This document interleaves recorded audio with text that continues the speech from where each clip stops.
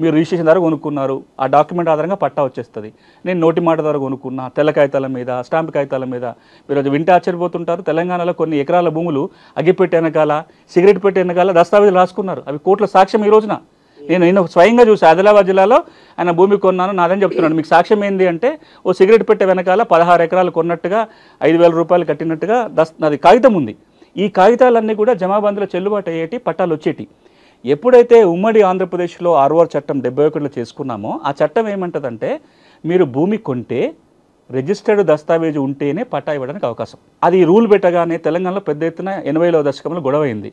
ఇట్లా కనుక చేస్తే తెలంగాణ రైతాంగంలో 90% మందికి పట్టాలే రావు అనే ఒక ఒత్తిడి వస్తే 1989లో అప్పుడు ఆర్ఓఆర్ చట్టాన్ని మార్చి కొత్తగా ఒక సెక్షన్ పెట్టారు. అదేంటంటే సెక్షన్ 5A పేరుతోటి. ఇదేం చెప్తుంది, ఎవరన్నా సాదా బైనామాల ద్వారా భూములు కొంటే మీరు తహసీల్దార్కి దరఖాస్తు పెట్టుకోండి, ఆయన ఎంక్వైరీ చేసి పట్టాలు ఇచ్చే అధికారం ఉంది. అట్లా 1989 నుంచి 2014 వరకు పలు దఫాలుగా దరఖాస్తులు తీసుకున్నారు, పట్టాలు ఇచ్చారు. 2016లో కూడా ఒకసారి ఇస్తే కొంతమందికి పట్టాలు వచ్చినాయి. కానీ 2020లో మరొక దఫా దరఖాస్తు తీసుకున్నారు, అవి ఇప్పుడు అపరిష్కృతంగా ఉన్నాయి. భూభారతి చట్టం ఇది అమల్లోకి వచ్చింది కాబట్టి ఇప్పుడు ఒక్క చిన్న మెలకు ఉంది ఇక్కడ దీంట్లో, ఇది వెంటనే పరిష్కారం కావడానికి ఏంటంటే, 2020లో ఎప్పుడైతే ప్రభుత్వం దరఖాస్తు స్వీకరణ చేసిందో దాని మీద హైకోర్టులో ఒక ప్రజా ప్రయోజనాల వాద్యం దాఖలైంది. ఎందుకంటే చట్టమే లేకుండా దరఖాస్తులు తీసుకుంటున్నారంటే హైకోర్టు స్టే ఇచ్చింది, అసలు చట్టం లేదు కదా అని. ఇప్పుడు ప్రభుత్వం స్టే వెకేషన్ కోసం ప్రయత్నం చేస్తుంది.